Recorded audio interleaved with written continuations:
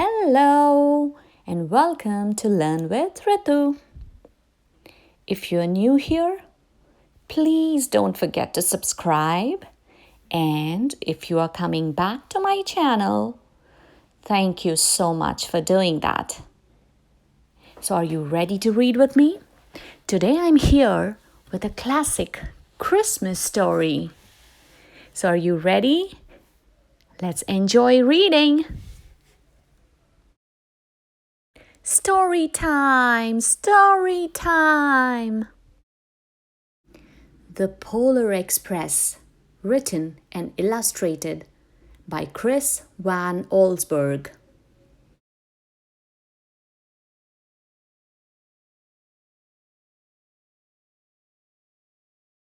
On Christmas Eve, many years ago, I lay quietly in my bed. I did not rustle the sheets. I breathed slowly and silently. I was listening for a sound a friend had told me I'd never hear, the ringing bells of Santa's sleigh. There is no Santa, my friend had insisted, but I knew he was wrong. Late that night, I did hear sounds, though not of ringing bells. From outside came the sounds of hissing steam and squeaking metal.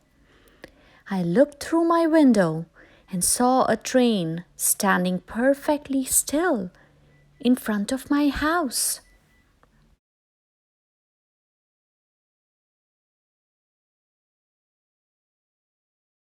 It was wrapped in an apron of steam. Snowflakes fell lightly around it. A conductor stood at the open door of one of the cars. He took a large pocket watch from his vest, then looked up at my window. I put on my slippers and robe. I tiptoed downstairs and out the door. "All aboard!" the conductor cried out. I ran up to him. "Well," he said, "are you coming?" "Where?" I asked. "Why, to the North Pole, of course," was his answer. "This is the Polar Express."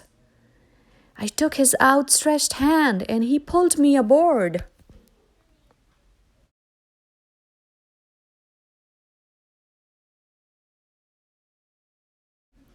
The train was filled with other children, all in their pajamas and nightgowns. We sang Christmas carols and ate candies with nougat centers as white as snow. We drank hot cocoa as thick and rich as melted chocolate bars.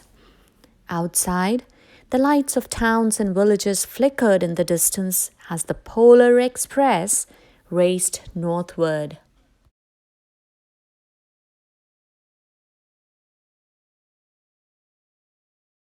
Soon there were no more lights to be seen. We traveled through cold, dark forests where lean wolves roamed and white-tailed rabbits hid from our train as it thundered through the quiet wilderness.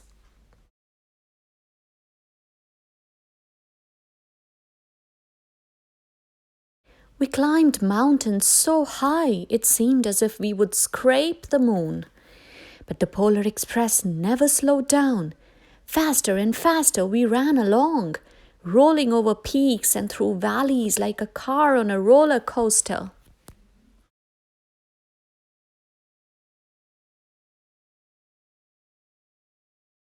The mountains turned into hills, the hills to snow-covered plains.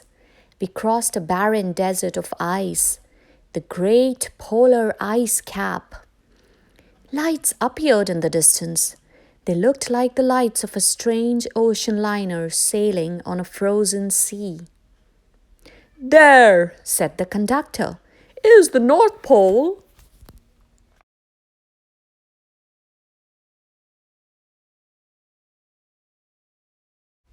The North Pole. It was a huge city, standing alone at the top of the world, filled with factories where every Christmas toy was made. At first we saw no elves. They are gathering at the center of the city, the conductor told us. That is where Santa will give the first gift of Christmas. Who receives the first gift? We all asked. The conductor answered, He will choose one of you.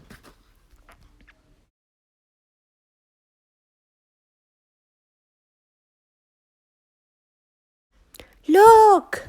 Shouted one of the children. The elves! Outside we saw hundreds of elves. As our train drew closer to the center of the North Pole, we slowed to a crawl. So crowded were the streets with Santa's helpers.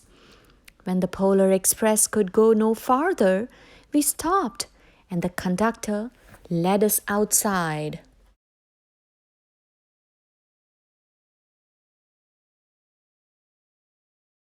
We pressed through the crowd to the edge of a large open circle. In front of us stood Santa's sleigh. The reindeer were excited. They pranced and paced, ringing the silver sleigh bells that hung from their harnesses. It was a magical sound, like nothing I had ever heard. Across the circle, the elves moved apart and Santa Claus appeared. The elves cheered wildly. He marched over to us and, pointing to me, said, Let's have this fellow here. He jumped into his sleigh. The conductor handed me up. I sat on Santa's knee and he asked, Now what would you like for Christmas? I knew that I could have any gift I could imagine. But the thing I wanted most for Christmas was not inside Santa's giant bag. What I wanted more than anything was one silver bell from Santa's sleigh. When I asked, Santa smiled. Then he gave me a hug and told an elf to cut a bell from a reindeer's harness. The elf tossed it up to Santa. He stood, holding the bell high above him, and called out, The first gift of Christmas.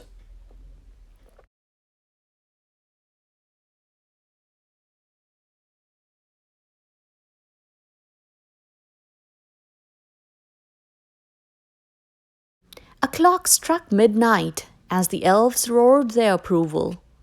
Santa handed the bell to me, and I put it in my bathrobe pocket. The conductor helped me down from the sleigh. Santa shouted out the reindeers' names and cracked his whip. His team charged forward and climbed into the air. Santa circled once above us, then disappeared in the cold, dark polar sky.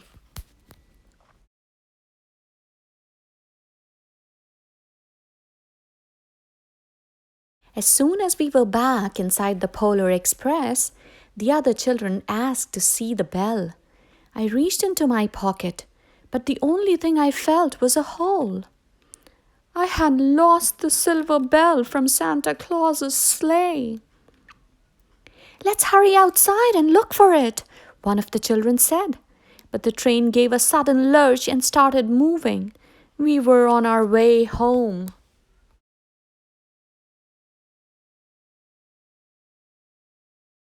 It broke my heart to lose the bell. When the train reached my house, I sadly left the other children. I stood at my doorway and waved goodbye. The conductor said something from the moving train, but I couldn't hear him. What? I yelled out. He cupped his hands around his mouth. Merry Christmas! He shouted. The Polar Express let out a loud blast from its whistle and sped away.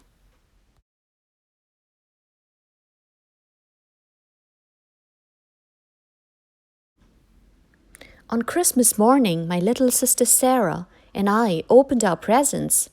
When it looked as if everything had been unwrapped, Sarah found one last small box behind the tree. It had my name on it. Inside was the silver bell. There was a note. Found this on the seat of my sleigh. Fix that hole in your pocket. Signed, Mr. C. I shook the bell. It made the most beautiful sound my sister and I had ever heard. But my mother said, "Oh, that's too bad." "Yes," said my father. It's broken. When I'd shaken the bell, my parents had not heard a sound. At one time, most of my friends could hear the bell, but as years passed, it fell silent for all of them. Even Sarah found one Christmas that she could no longer hear its sweet sound. Though I've grown old, the bell still rings for me, as it does for all who truly believe. The end.